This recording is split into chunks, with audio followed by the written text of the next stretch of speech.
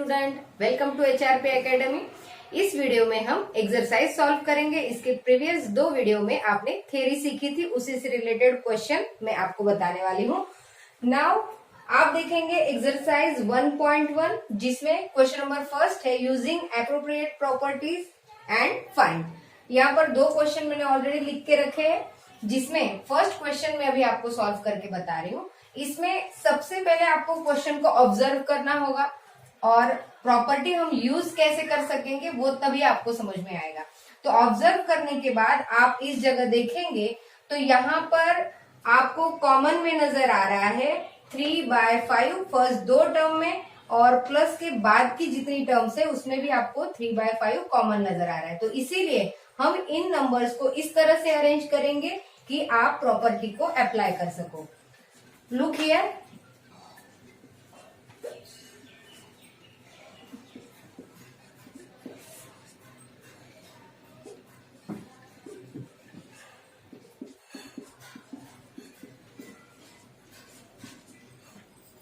देखिए क्या किया मैंने, सिर्फ यहाँ पर ये जो माइनस टर्म थी इसे मैंने आगे की तरफ लिखा और जो प्लस 5/2 था उसे मैंने पीछे की तरफ लिखा, यानी कम्यूटेटिव प्रॉपर्टी हम यहाँ पर यूज कर रहे हैं।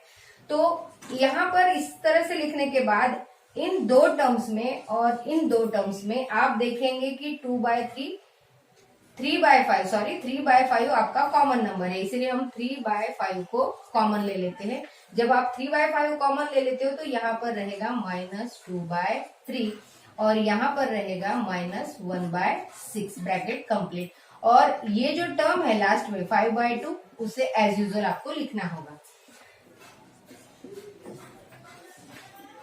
यहाँ पर आपको सबसे पहले एलसीएम फाइंड आउट करना है। 3 के टेबल में 6 आता है, इसीलिए हमारा एलसीएम होगा 6। यहाँ 6 होने के लिए आपको ऊपर और नीचे 2 से मल्टीप्लाई करना होगा। 2 2 जा 4 और यहाँ इसका साइन माइनस एज यूजुअल, यहाँ पर भी -1 ब्रैकेट कंप्लीट 5/2 -4 एंड -1 आपका एडिशन होगा, यानी कि -5/6 5/2 एज यूजुअल। अब यहाँ पर ये टर्म्स 3/5 एंड -5/6 ये दोनों आप देख सकते हो कि एक ब्रैकेट में है और एक बाहर है, इसका मतलब ये एक दूसरे के साथ मल्टीप्लीकेशन रखता है। तो हमारा 5 और 1 कैंसिल हो जाता है, बचा वो है 3 1 जा 3 3 2 जा 6। कट होने के बाद आपकी टर्म्स बची है -1/2 और यहाँ है 5/2। आप देख सकते हैं दोनों टर्म्स में आपका जो एलसीएम है वो सेम है, इसीलिए आप डायरेक्ट लिखेंगे 2 और -1 और +5, यानी आपको आंसर मिलता है 4/2। जब हम 2 से 4 को कट करेंगे, डिवाइड करेंगे, तो हमारा जवाब आता है 2। इस तरह से आपने कम्यूटेटिव प्रॉपर्टी का यूज करके इस क्वेश्चन को सॉल्व। अब नेक्स्ट क्वेश्चन हम देखेंगे।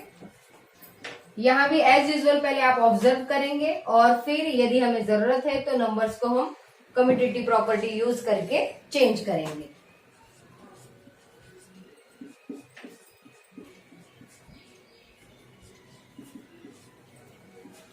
यहाँ पर देखेंगे तो हम इस टर्म को छोटा कर सकते हैं, जैसे कि 3 1 जा 3 3 2 जा 6, यानी कि आपका ये हो जाएगा। हम पीछे जो प्लस में जो टर्म लिखी है उसे हम पहले आगे ले आते हैं, 1/14 2/5 और यहाँ ये कट करके हमारा 1 × 1 यानी 1 और नीचे 4 आने वाला है, तो वो माइनस में पीछे चला जाएगा 1/4, यानी हमने यहाँ पर कम्यूटेटिव प्रॉपर्टी का यूज किया है।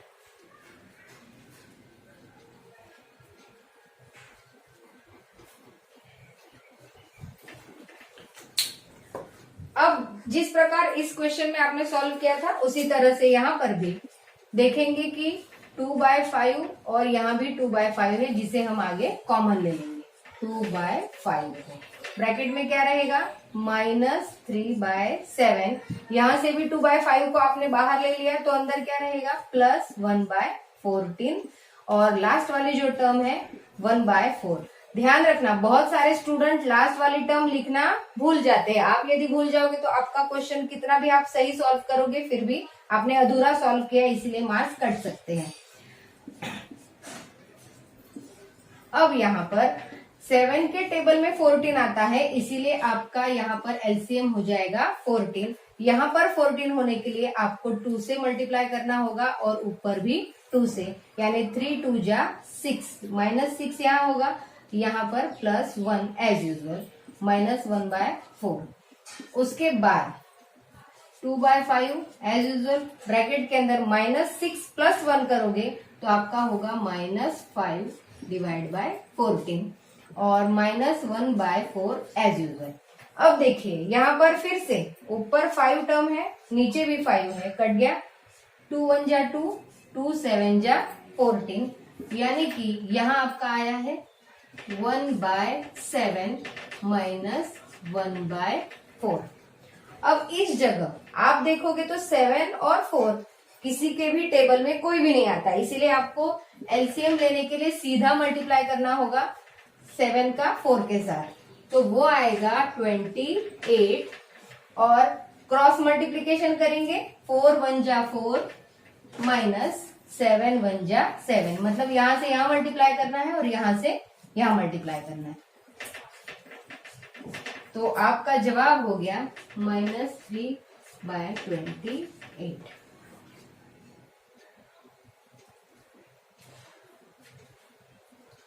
एक बार थोड़ा सा ध्यान से देखेंगे, कहीं कोई साइन में गलती है हमारी। देखिए यहाँ पर इस जगह ये जो साइन है ये माइनस साइन था, जिसे हम कैरी करना भूल गए। सेम गलती आप लोगों से भी हो सकती है, इसीलिए पूरे सवाल को आप ध्यान से देखेंगे और जहां जो साइन है उसे साथ में लेके चलना होगा आपको, तो आपसे भी गलती नहीं होगी। जिस तरह से मैंने अभी ऑब्जर्व किया वैसे आपको भी करना है।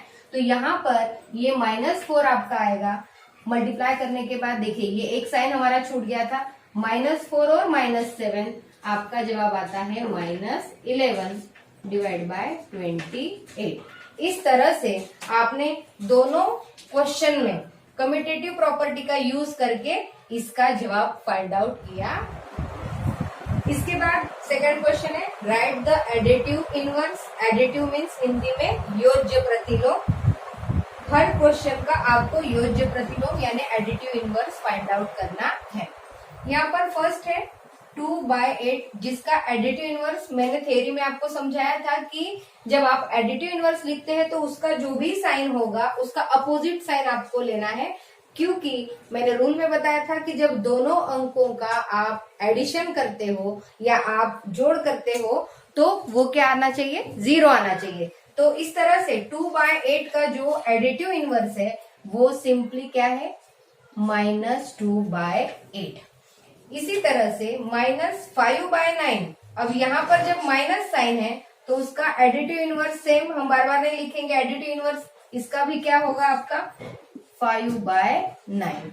उसी तरह से यहाँ पर थोड़ा ध्यान देने लायक चीज है, -6 / -5 होता क्या है, दोनों माइनस माइनस, ऊपर भी माइनस और नीचे भी माइनस, तो माइनस माइनस गेट कैंसल, यानी आपका यहाँ पर हो जाता है 6/5। और अब आपको 6/5 का एडिटिव इनवर्स फाइंड आउट करना है, तो वो एडिटिव इनवर्स होगा -6/5।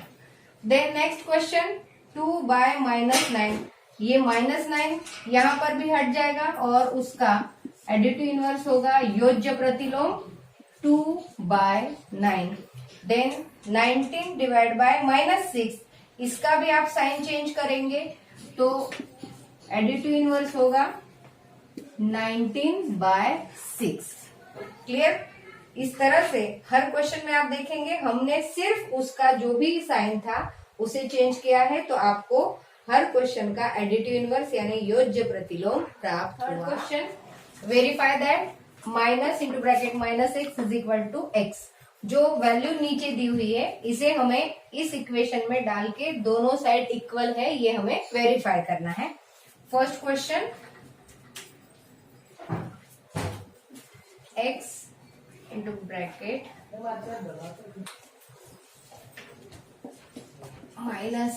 = x, तो यहाँ हम क्या करेंगे, जो x की वैल्यू है उसे हम पुट अप कर देंगे दोनों साइड में। -11/15 is equal to 11/15। Look here, जब बाहर भी माइनस साइन होता है और अंदर भी माइनस साइन होता है तो माइनस माइनस प्लस हो जाता है, यानी कि 11/15। यहाँ पर 11/15। तो आप देख सकते हो हमने जब इस इक्वेशन में ये वैल्यू पुटअप की है तो हमारी दोनों साइड इक्वल हुई है। इसी तरह से नेक्स्ट यहाँ पर भी same thing, x into bracket -x is equal to x। x की वैल्यू है -13/17, उसे हम रखेंगे -13/17 इज इक्वल टू -13/17। और यहाँ पर ये माइनस साइन ऑलरेडी है, इसीलिए हमें एक और बार माइनस साइन देना होगा। जैसे कि इस तरह से ये माइनस साइन ऑलरेडी x का था और ये आपका एक और माइनस साइन है यहाँ इस तरह से, और फिर हमें एक और ब्रैकेट बनानी होगी। तो क्या हुआ देखिए, ये माइनस, ये भी माइनस, माइनस माइनस ये हो गया आपका प्लस, और यहाँ ये ब्रैकेट में है माइनस इज इक्वल टू -13/17। तो प्लस और माइनस जब दो साथ में होते हैं तो हमारा माइनस साइन ही रहता है, इसीलिए 13/17 इज इक्वल टू -13/17। तो यहाँ पर भी आप देख सकते हैं हमने जब वैल्यू पुटअप की थी तब भी हमारा दोनों LHS और RHS दोनों इक्वल आया है, मतलब ये जो इक्वेशन था हमारा वेरीफाई हो। Next question, find the multiplicative inverse of the following. Multiplicative inverse means गुणात्मक प्रतिलोम, या जिसे हम व्युत्क्रम संख्या भी कहते हैं। अब इसमें हम 1 बाय 1 सॉल्व करेंगे। फर्स्ट डिजिट है -13। अब यहाँ पर मैंने आपको समझाया था कि गुणात्मक प्रतिलोम यानी मल्टीप्लिकेटिव इनवर्स में आपको साइन चेंज करना नहीं है, जो साइन है वही रखना है। करना क्या है, जो अंक ऊपर होता है उसे नीचे, और जो अंक नीचे होता है उसे ऊपर। तो इसे तो नीचे कुछ नजर नहीं आ रहा है, तो आप इसे इस फॉर्म में समझ सकते हो 13/1। तब इसका हम मल्टीप्लिकेटिव इनवर्स लिखेंगे,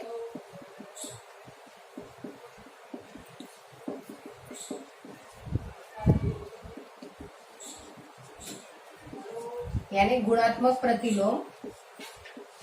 वो क्या आएगा, साइन आपका वही का वही, और नीचे का अंक ऊपर और ऊपर का अंक नीचे, यानी 1/13 इसका आंसर होगा। देन नेक्स्ट -13/19, इसका भी इसी तरह से -19/13। लुक हियर, नीचे 19 था वहां ऊपर चला गया, और वहां ऊपर 13 था यहाँ नीचे आ गया। फिर 1/5, इसका भी उसी तरह से 5/1। आप देख सकते हो हमने साइन बदला नहीं है। 5/1 आप इसे लिखिए, या तो आप सिर्फ 5 लिखते हो तो भी चलेगा। फिर यहाँ अब थोड़ा सा आपको सॉल्व करना होगा।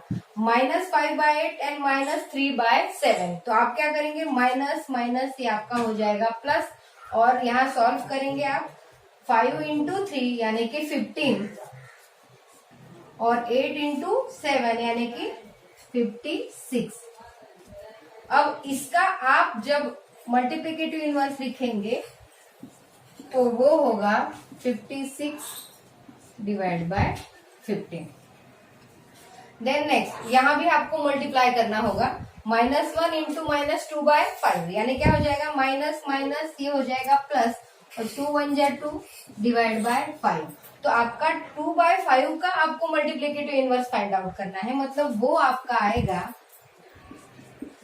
5/2। And last term -1। अब -1 जो है आपको पता है कि -1 का कुछ भी ऊपर नीचे नहीं होने वाला, यानी उसका जवाब -1 ही रहेगा। इस तरह से आपने हर एक नंबर का मल्टीप्लिकेटिव इनवर्स यहाँ पर आप देख सकते हैं फाइंड आउट किया है। आपको चाहिए तो आप इसका स्क्रीनशॉट ले।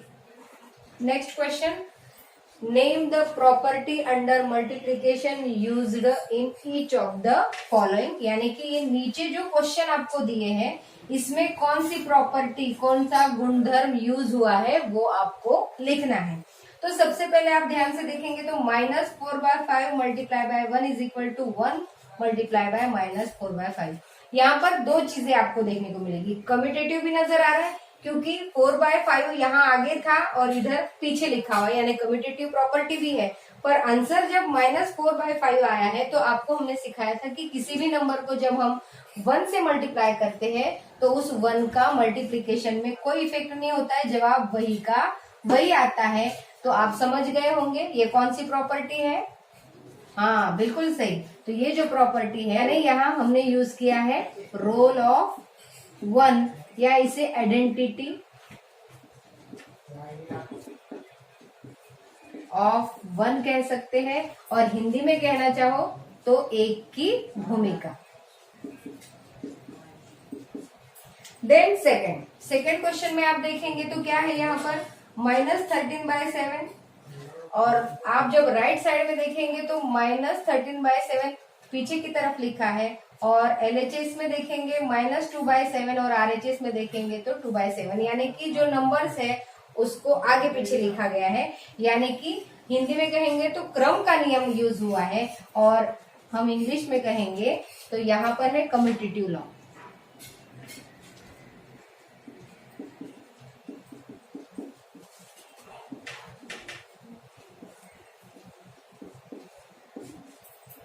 देन थर्ड क्वेश्चन यहाँ देखेंगे तो -19/29 multiply 29 by -19 is equal to 1, यानी कि आपको यहाँ पता चल रहा है कि ये दो ऐसे नंबर है जिनका हमने मल्टीप्लाई किया तो आंसर 1 आता है। तो आपको बताया था जिन दो नंबर्स का मल्टीप्लीकेशन 1 आता है वो कैसी संख्याएं होती है, एक दूसरे की गुणात्मक विलोम होती है, यानी कि ये मल्टीपल इनवर्स ये एक दूसरे की है।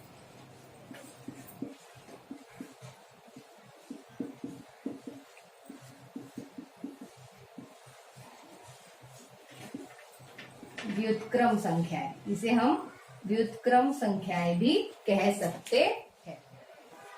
नेक्स्ट क्वेश्चन है multiply 6/13 by the reciprocal of -17/16। Means इस क्वेश्चन में आपको क्या करना है, -7/16 का जो रेसिप्रोकल है उसे हमें मल्टीप्लाई करना है 6/13 से। तो सबसे पहले आपको समझना होगा कि रेसिप्रोकल यानी व्युत्क्रम संख्या या गुणात्मक प्रतिलोम भी हम उसे कह सकते हैं। तो -7/16 का जो रेसिप्रोकल है वो क्या आएगा, साइन वही का वही होगा 16/7। सिर्फ हमें क्या करना होता है, साइन सेम होगा, उनका स्थान बदलना होगा, ऊपर का अंक नीचे और नीचे का अंक ऊपर। अब इस रेसिप्रोकल के साथ हमें मल्टीप्लाई करना है 6/13 को, तो हमारा जवाब आ जाएगा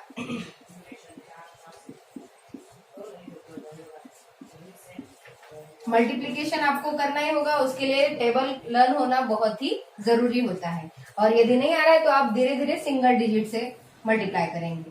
6 × 6, या तो साइड में आपको कोई कंफ्यूजन हो तो आप साइड में भी कैलकुलेशन कर सकते हैं। 6 6 जा 36, एक्स्ट्रा में रखेंगे 3, 6 1 जा 6 और उसमें 3 ऐड कर देंगे तो आपका जवाब आ जाएगा 96। ये साइन है, हमें देना होगा। डिवाइड में 13 मल्टीप्लाई बाय 7 हम करेंगे, 7 3 जा 21, रेस्ट में हम रखेंगे 2 और 7 1 जा 7 और रेस्ट में 2 थे यानी कि 9। इस तरह से आपका जवाब आ जाता है -96 divide by 90। Next question, tell what property allow you to compute, यानी कि यहाँ पर ये जो क्वेश्चन लिखा है इसमें कौन सा गुणधर्म यूज किया गया है या कौन सी प्रॉपर्टी अलाउ है वो आपको बताना है। तो सिंपली आप देखेंगे यहाँ पर मैं यदि बीच में इक्वल का साइन डाल देती हूँ तो क्या होगा, आप ध्यान से देखेंगे। जैसे कि A B C हमने लिखा है, A B और C हमने लिखा है, तो इनके बीच में मल्टीप्लाई का साइन डालने के बाद फर्स्ट 2 को मैं ब्रैकेट कर देती हूँ, यहाँ पर लास्ट 2 को ब्रैकेट कर देती हूँ। तो इसे देखकर आपको याद आ गया होगा, बिल्कुल ये है एसोसिएटिव प्रॉपर्टी यानी कि साहचर्य का गुणधर्म। तो यहाँ पर हम लिखेंगे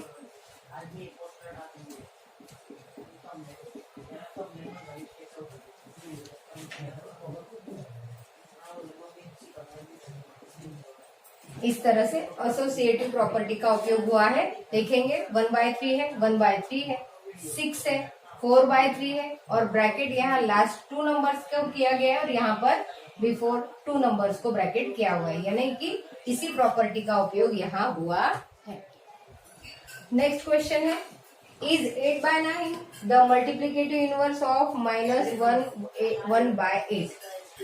इसका अर्थ ये हुआ कि क्या 8/9 का मल्टीप्लीकेटिव इनवर्स -1/8 है और नहीं है तो क्यों है और नहीं है तो क्यों नहीं है, आपको बताना है। तो देखिए मैं आपको समझा देती हूँ। 8/9 आपके पास है और यहाँ पर है -1, या तो नीचे लिखेंगे आपको अच्छे से समझ में आएगा,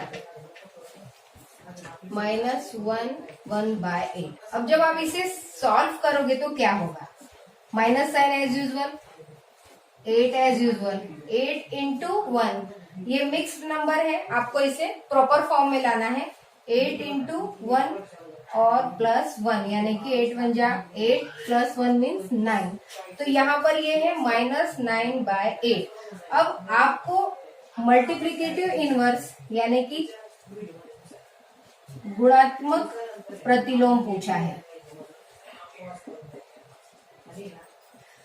तो गुणात्मक प्रतिलोम ये नहीं है, क्यों नहीं है, क्योंकि मैं जब 8/9 और -8/9 करती हूँ तो यहाँ 0 आ रहा है। हम मल्टीप्लीकेटिव इनवर्स किसे कहेंगे, जब हम 8/9 और -8/9 का मल्टीप्लीकेशन करेंगे तो वो जवाब हमारा क्या आना चाहिए था, 1 आना चाहिए था। पर यहाँ आप देख सकते हैं क्या जवाब आया है, -1 आया है। इसीलिए ये जो दोनों है ये एक दूसरे के मल्टीप्लीकेटिव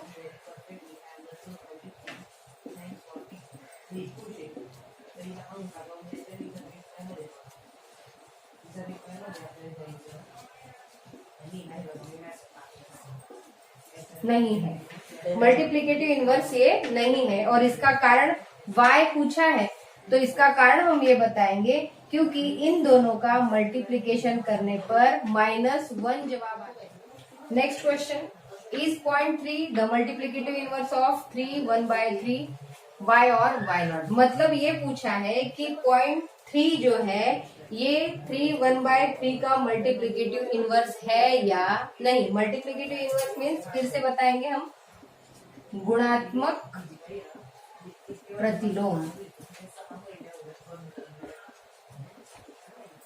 चलिए मैं आपको फाइंड आउट करके बताती हूँ। 0.3 को आप जब रैशनल नंबर के रूप में लिखना चाहेंगे तो आप कैसे लिखेंगे, तो हम जब ये पॉइंट हटाते हैं तो क्या लिखेंगे, 3/10। ये है 3/10 और हमें दूसरा नंबर दिया है जो मिक्स फ्रैक्शन में है, उसे हम जब फाइंड आउट करेंगे तो 3 एज यूजुअल, 3 इंटू 3 मीन्स 9 और उसमें 1 को ऐड कर दो तो आपका क्या आ रहा है, 10 आ रहा है। अब इसमें यहाँ पर मैं 3, ये है 3/10 उसे मैं लिख रही हूँ और यहाँ पर है 10/3 उसे भी मैं लिख रही हूँ। और जब मैं दोनों को मल्टीप्लाई करती हूँ तो कट होने के बाद आपका जवाब क्या आ रहा है, 1 आ रहा है। इसका मतलब हम कह सकते हैं कि 0.3 का मल्टीपल इनवर्स